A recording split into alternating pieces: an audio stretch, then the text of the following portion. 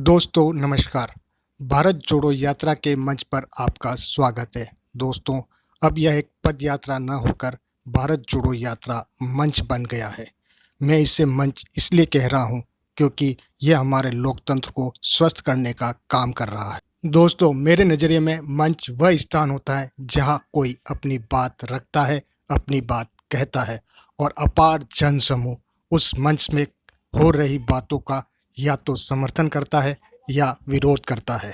और भारत जोड़ो यात्रा आज एक ऐसा मंच बन गई है जहां पर कुछ लोग अपनी बात कह रहे हैं और कुछ लोग उनकी बातें सुन रहे हैं और उसके समर्थन में लाखों लोगों का जन समूह उसके साथ जुड़ता जा रहा है।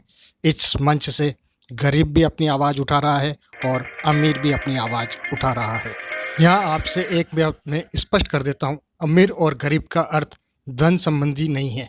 अमीर और गरीब वह व्यक्ति है जो विचारों से, अपनी सोच से अमीर और गरीब होता है। धन तो वह माया है जिसे आप किसी भी तरह से, नैतिक और अनैतिक तरह से अपने पास जमा कर सकते हैं, लेकिन विचार, इसे जमा करने के लिए आपको निरंतर प्रयासरत रहना होता है। हम बात कर रहे हैं भारत जोड़ो यात्रा के उस मंच की। दोस्तों, ये मंच इसलिए हो गया है क्योंकि मंच जिसमें आप अपनी बात रखते हैं और आपको अपार जन समूह समर्थित देता है। अन्यथा आप मंच पर खड़े होकर बोल रहे हैं और पीछे कुर्सियां खाली है, इसका अर्थ वह मंच नहीं, वह मात्र एक शमियाना है, एक तंबू है। इसे आप अपनी स्क्रीन पर चल रही तस्वीरों से समझ सकते हैं, जहां पर मंच तो कहने को है लेकिन अब वह मंच नहीं होकर शमियाना है क्योंकि उसके आगे लगी हुई कुर्सियां खाली है, जनता नदारद है, जन समूह कहीं और गया हुआ है। लोकतंत्र में मंच तो वही कहलाएगा जहां भले शमियाना लगा हो, कुर्सियां ना जमी हो और कोई व्यक्ति जमीन पे खड़ा होकर ही अपनी बात कह रहा है और उसकी बात का समर्थन करने के लिए एक जन समूह खड़ा हुआ है। फिर चाहे वह उसकी बात का समर्थन करे या विरोध करे, लेकिन लोकतंत्र में, वास्तविक में मंच वही है।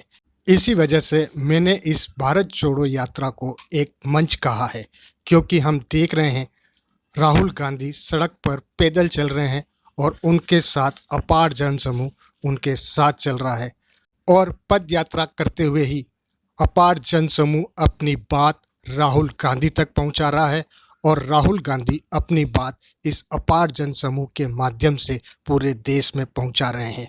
अब आप कहिए, यह लोकतंत्र का एक मंच है कि नहीं? यही हमारे लोकतंत्र की एक खूबी है। हमारे संविधान में भी इसकी व्याख्या की गई है। एक स्वस्थ लोकतंत्र की यह मांग है जहां निर्भीक और सत्य आवाज को उठाने के लिए किसी तंबू समयाने की जरूरत नहीं है।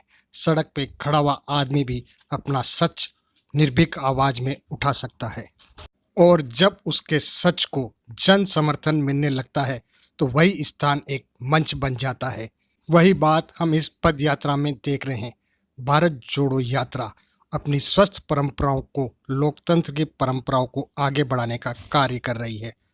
इस पद यात्रा की एक खूबी जो मुझे दिखाई दे रही है वो यह है कि वो हमारे लोकतंत्र को स्वस्थ करने का काम कर रही है, उन्हीं परंपराओं का निर्वाह कर रही है जो एक स्वस्थ लोकतंत्र में होनी चाहिए। हमारे देश का लोकतंत्र जो कुछ समय से अस्वस्थ चल रहा था, यह पद यात्रा उसे एक दवाई के रूप में मिल रही है, उसे स्वस्थ करने का कार्य कर रही है। दोस्तों, मैंने अपने एक वीडियो में आपसे जिक्र किया था यह पद यात्रा से क्या प्राप्त हो रहा है। प्राप्त होने का मतलब है राहुल गांधी को क्या प्राप्त हो रहा है, दूसरा आम जन को क्या प्राप्त हो रहा है और तीसरी और महत्वपूर्ण बात मैं आपसे कह रहा हूँ, हमारे देश को क्या प्राप्त हो रहा है। तो मैं यहाँ यही कहूँगा, हमारे देश को एक स्वस्थ लोकतंत्र फिर से प्राप्त हो रहा है। यह पद यात्रा हमारे देश के लोकतंत्र का उपचार कर रही है, उसे स्वस्थ बनाने का कार्य कर रही है। इस पद यात्रा से किसे क्या प्राप्त हो रहा है, इसकी चर्चा तो मैं अपने अगले वीडियो में फिर करूँगा। मैं यहाँ पर आपके सामने चाणक्य, जिन्हें कौटिल्य भी कहा जाता था, उनकी बात रख रहा हूँ।